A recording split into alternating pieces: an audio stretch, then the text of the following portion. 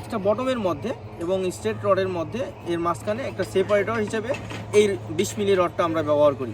এতে যেই সুবিধাটা হবে সেটা হচ্ছে এই রডটা এখান থেকে ছুটে গেলেও, এই বাঁধনটা ছুটে গেলেও এই রডটা নিচের দিকে চলে যাবে না।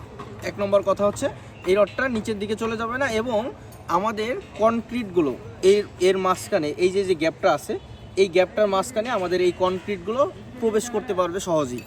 তো এই কারণে হচ্ছে আমাদের এই ধরনের সেপারেটরগুলো ব্যবহার করা হয়। যেমন দেখতে পাচ্ছেন যে এখানে একটা ব্যবহার করা হয়েছে।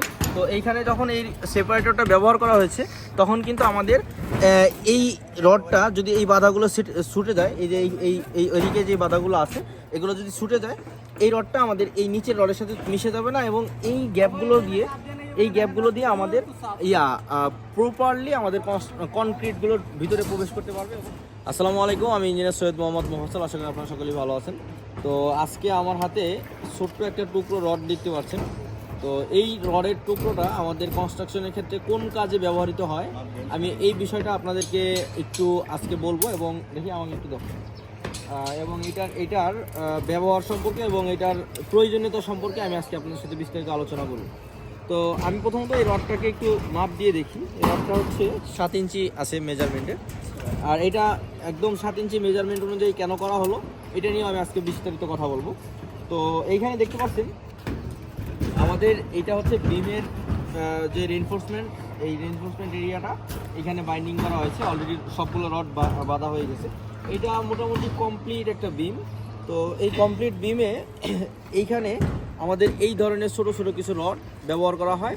এই রডটার প্রয়োজনীয়তা হচ্ছে, দেখেন আমি দেখাই, একটু দেখো এই জিনিসটা একটু দেখো। এখানে হচ্ছে আমাদের এক্সট্রা টপ আছে, স্ট্রেট রড আছে, এবং নিচেও স্ট্রেট রড আছে, এবং এখানে এক্সট্রা বটম আছে। হ্যাঁ, এই 3 ধরনের রড এখানে। প্রথমত স্ট্রেট রড থাকবে আমাদের এই বিমের ডিজাইনে।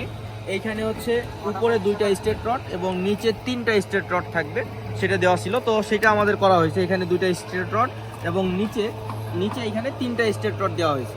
তো এরপরে আসবে হচ্ছে আমাদের এক্সট্রা টপ এবং এক্সট্রা বটমের বিষয়। তো এইখানে দেখেন, এখানে এক্সট্রা টপে আছে হচ্ছে 4টা 20 মিলি রড, 2টা এখানে, 2টা এইখানে, 4টা এক্সট্রা 20 মিলির টপ দেওয়া আছে, এবং হচ্ছে 3টা এক্সট্রা বটম দেওয়া আছে এখানে 20 মিলি। এখন কথা হচ্ছে এই নিচের বটমটা যখন এখানে দেওয়া হয় তখন কিন্তু এটা উপর থেকে ভারে, এই রডের ভারে, এটা অনেক সময় দেখবেন যে আমাদের কাজের সময়, অনেক সময় আপনার ভাইব্রেশন করার সময় আমাদের এই যে বাধাগুলো দেওয়া আছে, এই যে দেখেন এই যে রডের যে বাধাগুলো দেওয়া আছে, এই তারের যে ইয়াগুলো দেওয়া আছে, বাধা দেওয়া আছে, এই তারের বাঁধনগুলো এখান থেকে অনেক সময় ছুটে যায়।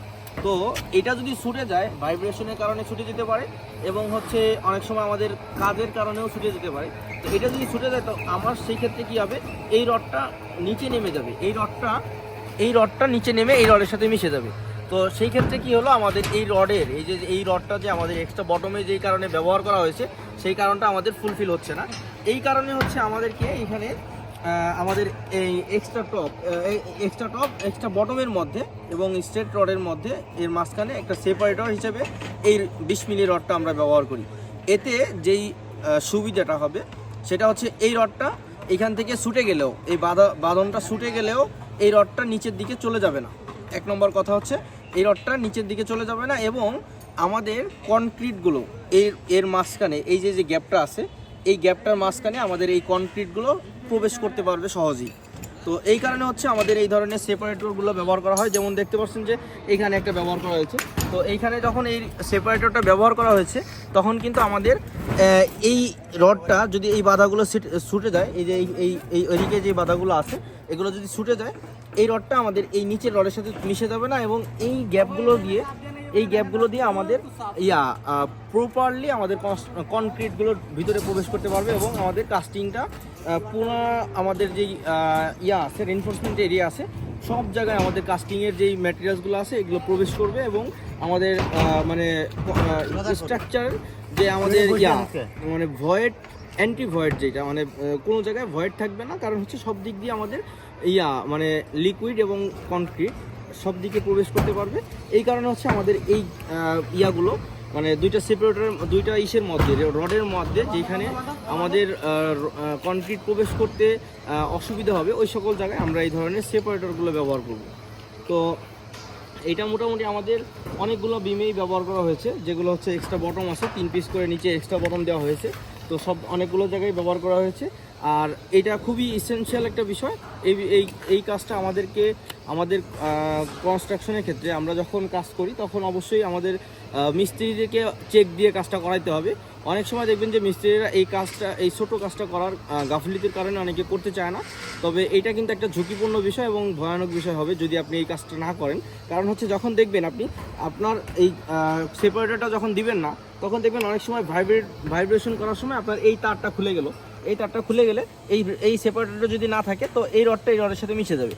তো সেই ক্ষেত্রে আমাদের এই দুইটা রড একসাথে যদি মিশে যায়, এর মাঝখানে কিন্তু আমাদের কোনো মানে কনক্রিট প্রবেশ করতে পারবে না।